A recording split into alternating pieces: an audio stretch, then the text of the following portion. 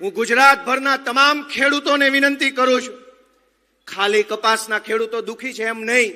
અહીં સુરેન્દ્રનગરમાં મીઠું પકવતા ખેડૂતો, ઉત્તર ગુજરાતમાં બટાકા પકવતા ખેડૂતો, દક્ષિણ ગુજરાતમાં શેરડીના ખેડૂતો, મધ્ય ગુજરાતમાં તમાકુ પકવતા ખેડૂતો, પશુપાલકો, દરેકની સાથે એક યા બીજી રીતે કડદો થઈ રહ્યો છે. સહકારી મંડળીમાંથી લોન ઉઠાવો કે ન ઉઠાવો, તમારા નામના બિલ બની જાય અને ખેડૂતોના નામે 7/12માં બોજા પાડી દે.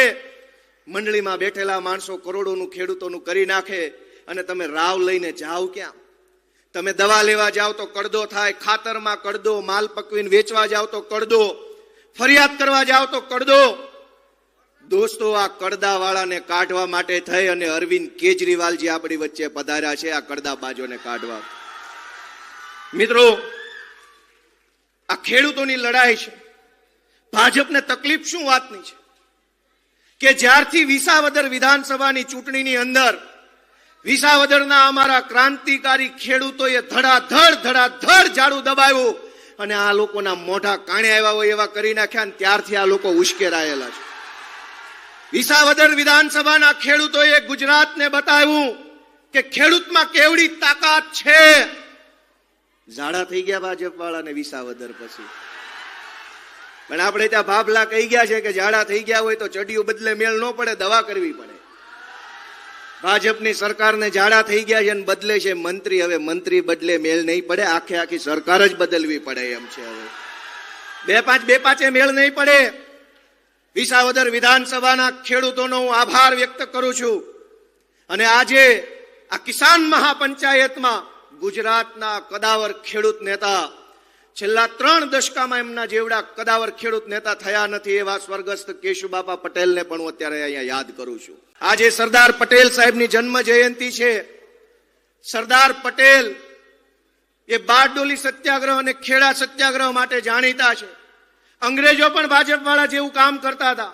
ખેડૂતો પર કર નાખે, વેરો નાખે, ટેક્સ નાખે, જુલમ કરે અને ખેડૂત સામે અવાજ ઉઠાવે તો પોલીસના દંડા લઈને પોલીસ મોકલે. પણ એ જમાનામાં ખેડૂતોનું નેતૃત્વ સરદાર પટેલે કરેલું. ખેડા સત્યાગ્રહ સફળ થયો, અંગ્રેજોએ પાછા પગલા ભરવા પડ્યા. બારડોલી સત્યાગ્રહ સફળ થયો, અંગ્રેજોએ પાછા પગલા ભરવા પડ્યા. મને પૂરો વિશ્વાસ છે કે બોટાદની બજારમાંથી હળદરથી જે કડદા કાંડ આગળ આવ્યો છે અને ખેડૂતો જે આગળ આવ્યા છે, ભાજપની સરકારની પીછેહટ થશે અને થશે દોસ્તો. અને આજે હું આપ તમામ સમક્ષ એક પ્રસ્તાવ મૂકવા માંગુ છું કે આ લડાઈને અહીંથી ઊભી નથી રાખવાની, અહીંથી તો આગળ વધારવાની વાત છે. હજુ આગળ જશે અને આ ખેડૂતોની લડાઈ એટલી આગળ જશે કે 2027માં ગુજરાતની વિધાનસભામાં ખેડૂતનો દીકરો છે ને મુખ્યમંત્રી તરીકે બેઠો છે દોસ્તો. અને એટલે આજે ગુજરાતભરના તમામ ઝોનમાં આમ આદમી પાર્ટી દ્વારા આવી જ રીતે ખેડૂત મહાપંચાયતનું આયોજન કરવાનું નક્કી કર્યું છે. દોસ્તો, તમે બધા સંમત છો એમાં?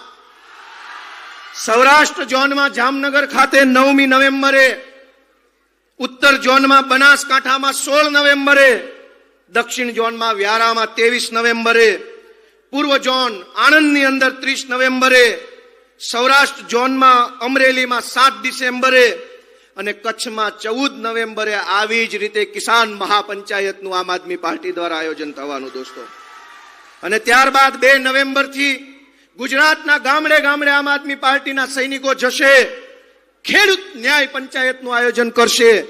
અને ત્યારબાદ 16 ડિસેમ્બરે આમ આદમી પાર્ટીનું સમગ્ર પ્રતિનિધિ મંડળ ગુજરાતના મુખ્યમંત્રી સમક્ષ ખેડૂતોની વેદનાની રજૂઆત લઈને જશે.